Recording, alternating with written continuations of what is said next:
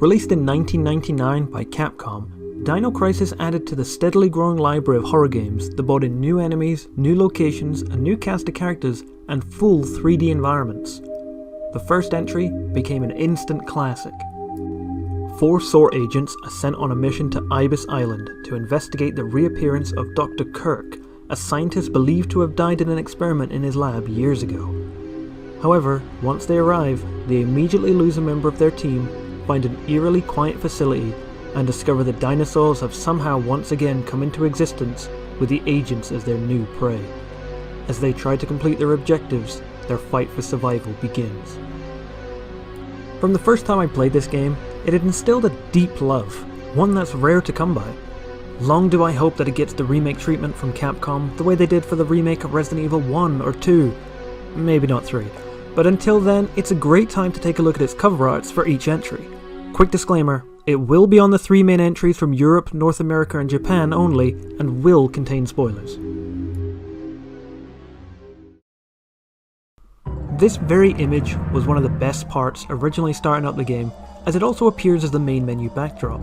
The bloody claw of a hungry dinosaur enshrouded in darkness, hunting for its next meal to tear apart. The great thing about it is that it gives off a very foreboding image. This creature could be anywhere when it shouldn't even be in this part of time. The claw, or talon, indicates that it's already killed and very recently. It could have been another dinosaur it was fighting, but I think it's more likely to be a member of the staff at Ibis Island, where Dr. Kirk's third energy experiment went very wrong.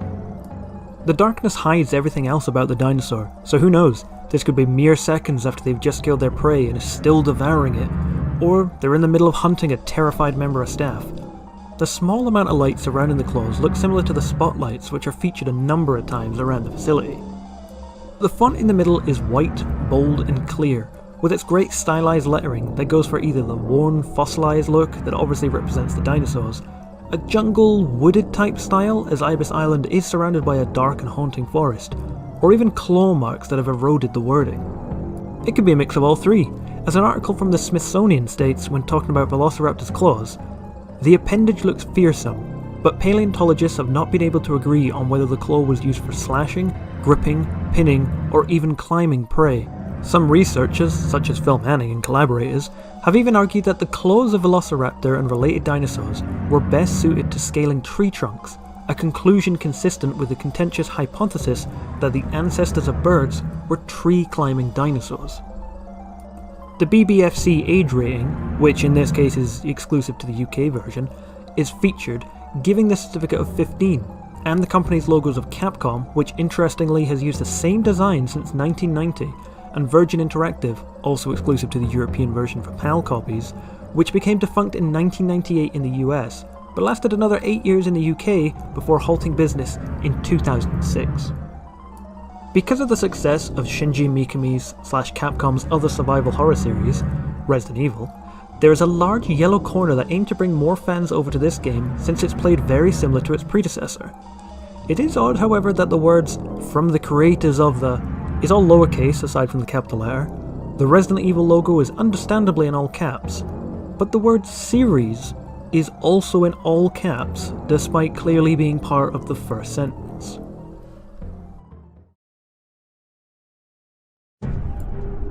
As is usual with these videos, the North American cover art is always the one that stands out for being the most distinctive among the 3.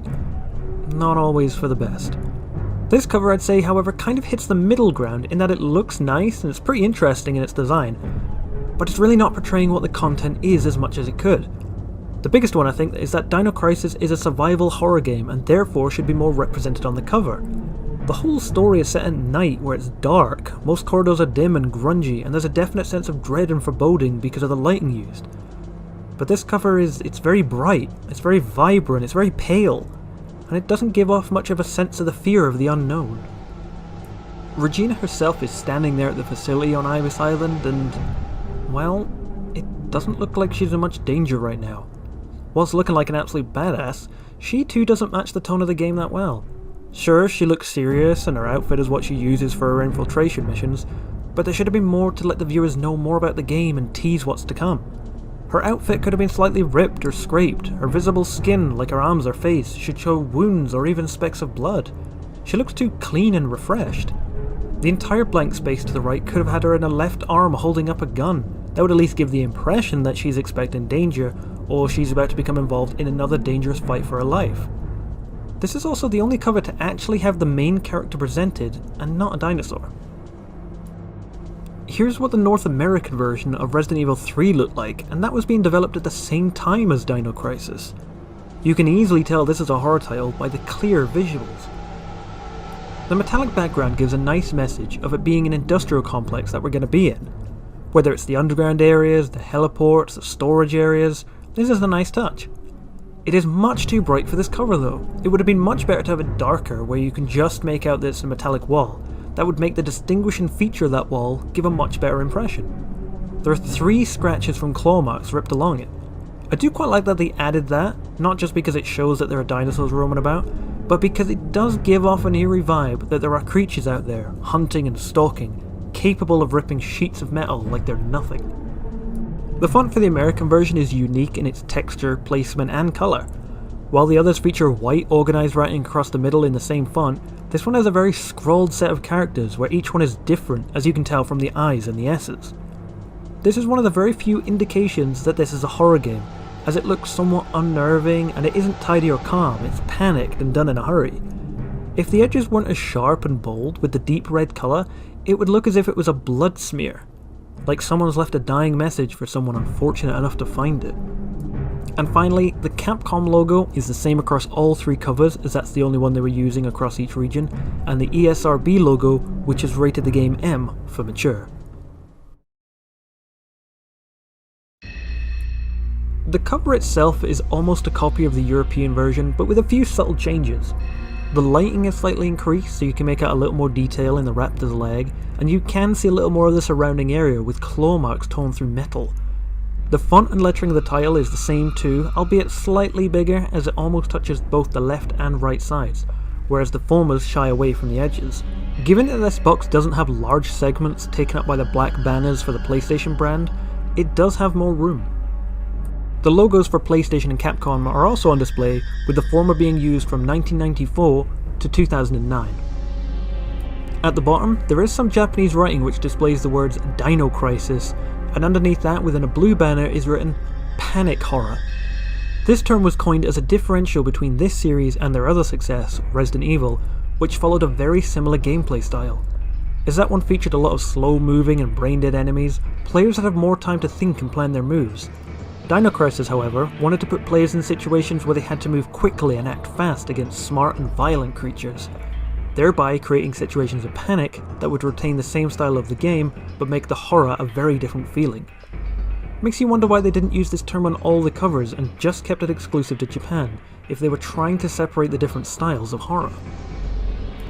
It's a great idea to keep most of the image in darkness, as it does make you more fearful of the unknown. There are dinosaurs everywhere in this place, from lit up facility corridors to hiding in the darkest areas, waiting for the right time to pounce.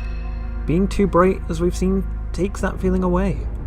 This is completely my personal opinion, so take it as you will, but I always like to think that the dinosaur on the cover is actually the first raptor you meet in the game.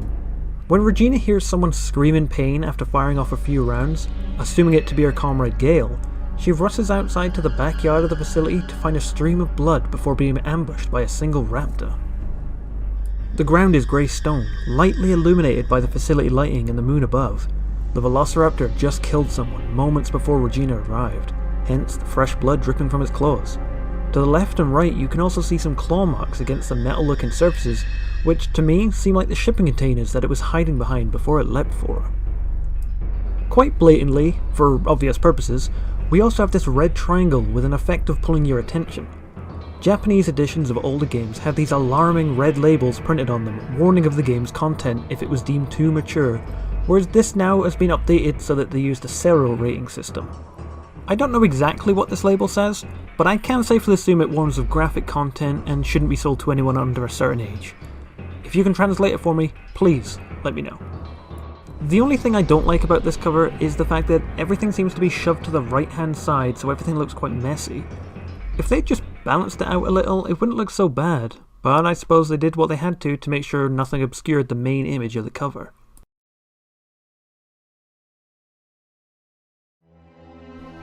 All in all, I really like both styles of covers, but I will have to give it to the European version. It looks more organised and balanced and maintains a great sense of horror and fear. This is what horror game boxes need to be like.